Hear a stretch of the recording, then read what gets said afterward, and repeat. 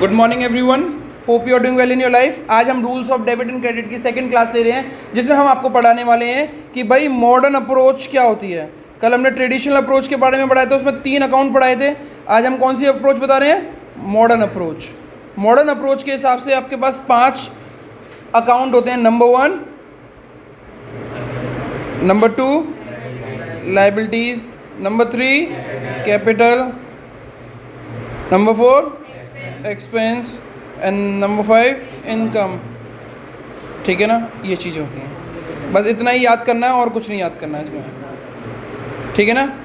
अब इसको समझने की कोशिश करते हैं। इसके कुछ रूल्स होते हैं जो हमें पढ़ने पड़ेंगे कि भाई ये वर्क कैसे करता है। तो इसको हमने ऐसे कुछ बनाया, लाइंस को डिवाइड किया,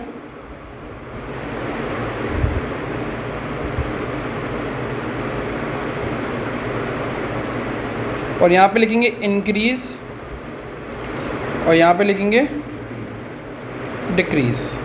इंक्रीज का क्या मतलब है यहाँ पे, और डिक्रीज का मतलब क्या है? कम होना। मतलब असेट का बढ़ना, असेट का कम होना।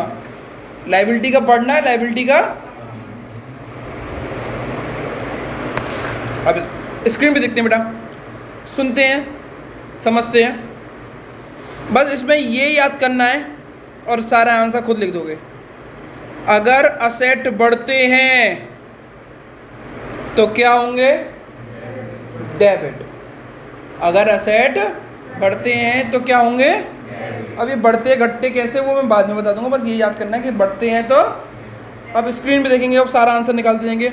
अगर बढ़ते हैं तो डेबिट, तो घटेंगे तो क्या होगा? असेट और लायबिलिटी दोनों में 36 का आंकड़ा रहता है, तो जो असेट करेगा वो लायबिलिटी नहीं करेगा, जिसका अपोजिट करेगा। तो ये क्या करेगा? और लायबिलिटी और कैपिटल मौसेरी बहन है, मौसी की बहन, मतलब बहन है ये।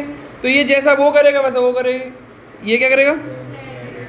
एंड असेट हमेशा दोस्त होता है एक्सपेंस का। किसका? तो ये बिल्कुल उसी की तरह करेगा, डेबिट।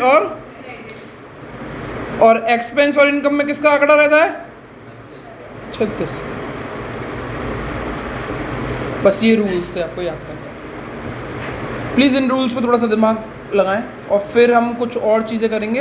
एंड कल से ये क्लास को हम एंडिंग पे ले आएंगे। ठीक है ना। चलिए बच्चों, कुछ वर्क करते हैं। यहाँ पे हम ऐसे करके लाइंस बनाएंगे पूरे पेजेस पे। ठीक है ना। और यहाँ पे हम लिखेंगे modern approach, sorry traditional approach, sorry पहले मॉडर्न लिख लेना। ठीक है ना, तो आसानी रहेगी आपके लिए। मॉडर्न और दूसरा ट्रेडिशनल। मॉडर्न अप्रोच के हिसाब से आपको क्या बताना है? ये असेट है, लायबिलिटी है, कैपिटल है, एक्सपेंस है या इनकम है। इसके हिसाब से PNR। ठीक है ना, पर्सनल, रियल, नॉमिनल। और यहाँ पे आपके ये आइटम्स के नेम आएंगे। अब वो क्या नेम्स हैं वो सुनते हुए चलिएगा।